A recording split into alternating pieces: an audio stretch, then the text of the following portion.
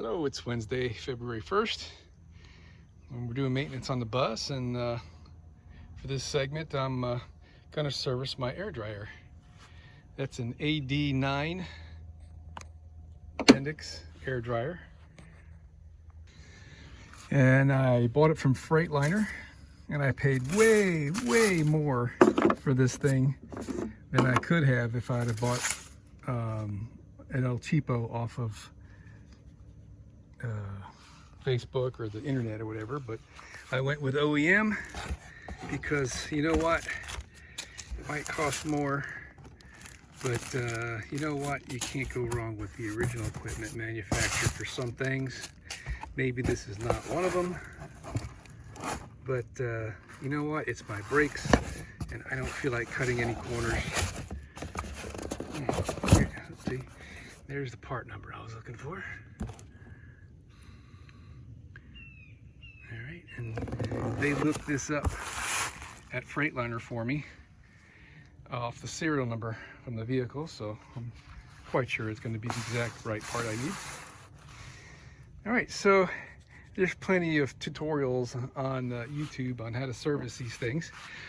I've had this thing out completely once when the valve at the bottom got all gummed up and stopped working, and it wouldn't build up air pressure. It was just exhausting air out the bottom vent there.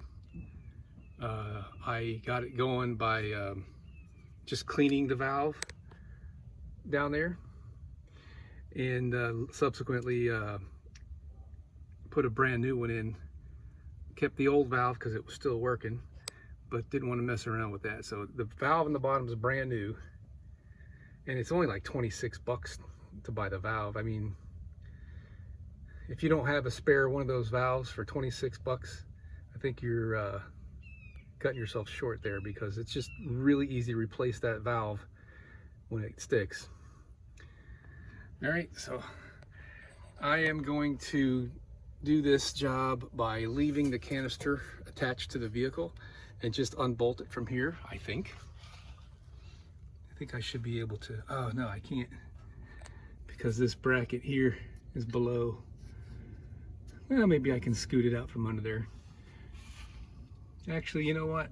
I'll just take the whole thing off. It's just a matter of that clamp right there. All right, so the first thing I'm gonna do is disconnect all the lines, and then we're gonna use 9/16 on these two here at the bottom, and I think this is a 7/16 right here, and just take the whole darn thing out and do the rest of the work on the table.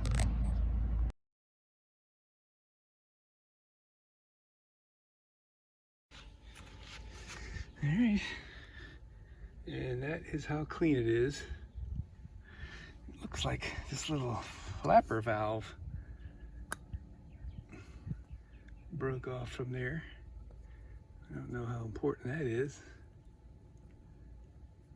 but anyway, look how clean that is. And there's an O-ring right here that seals the canister, and there's an O-ring between this and that down up in there. So now I just got to get this unscrewed from there. It's a bolt stud that's at the bottom of this thing, and hopefully that cooperates. And that's what it looks like when you take it off. So what I did is I just grabbed the edge of this in the vise. You see the tooth marks right there. And I just grabbed the hold of this by hand, and it unscrewed. So the instructions tell you to tighten it till it touches the gasket, and then give it a half a turn to 3/4 of a turn after that. So that's pretty simple. So if you look up in there, that shiny circumference down at the bottom, that's the edge of the new valve that I put in there, which I am now going to take out.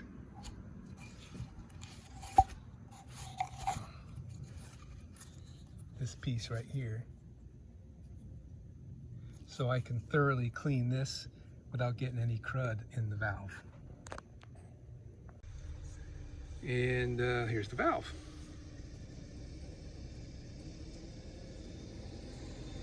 So I'll clean that up a little bit too.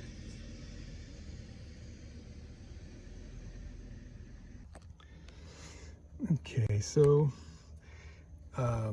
just for a matter of discussion, the input to the dryer is the dirty area here, and the output is the clean. And right there is the output that goes to the tanks through this. And inside that port is an output check valve, which keeps the air from coming back into the canister from the tanks. And there may be another check valve back there by the tanks. I don't know. I would think so. But anyway, this is what it looks like. The O-ring is supple and looks as new as a brand new O-ring. And looking down into the port, which is underneath that pipe plug that I don't think you can see, the seat is just as perfect as can be. So we're just going to drop that back in there and screw this pipe plug back in place. All right, this is really easy. So I thoroughly cleaned everything, squirted it out with some brake clean, wiped it down, since the original washing I did was in the kitchen sink with degreaser. And I want to make sure I got all the water out of everything, especially the stud hole that right there. I didn't want to have moisture in there that could corrode over time, because I might live long enough that this needs to be replaced again. So right now, right there is, I put this piece of tape on there to mark. This is the input connection, and now I got to turn this 180 or 3/4 or half to 3/4 of a turn. And I'm going to try to do this myself, holding the base plate with my feet and then turning this. And if I'm strong enough, great. If not, I'm going to have to call a friend. The kit comes with this tube of grease. I don't really know what barium-based grease is, but that's the stuff they want to use. And there's plenty of it in this tube. I'm going to have leftovers. I mean, so far I've only used about half of it. And so I used the same stuff after cleaning the expello valve, or whatever you call this thing. I lubed all the surfaces up, and it's just some sticky stuff. And lubed up the O-rings and installed those as well.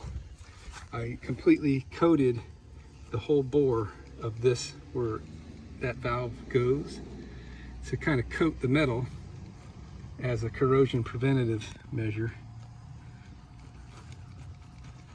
All right, and we're going to sit that valve back in here, close that up so we don't have to worry about any crud getting in there. As far as tightening this guy, I clamped this in the vise, and I got a little more than a 180-degree turn on that, which is equivalent to 1 senior citizen power. The instructions didn't call for it, but I put a light coat of grease on this O-ring and this entire surface here for corrosion preventative measures on the surface, because it was a little corroded. And I also put a light coat of grease on this radius here where the O-ring sits.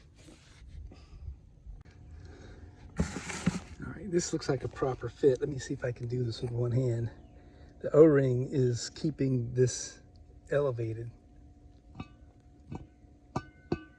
so I could feel that we're in there, and it's just a tiny bit of space, not as much as the O-ring thickness, so I know the O-ring stayed in place and I'm not going to pinch it.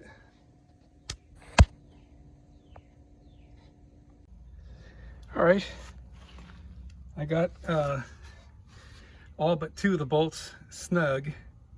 The last 2 are just pushed through there, and this is like loosely sitting on that, which makes this real easy to remove and install. Next, I'll put the clamp across the top And then we'll go ahead and tighten up everything and put the final whammy on all the fasteners. Okay, we're all done. I like putting a little bit of grease on the outside of these push-in tubes so the O-ring will seal a little bit better.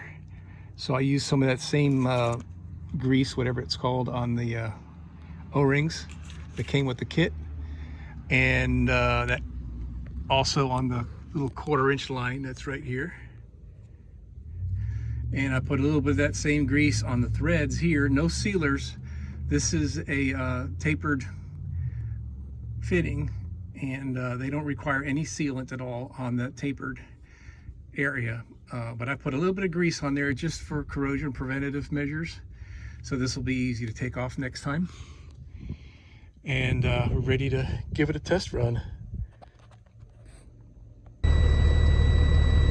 Thanks for filling up pretty quick.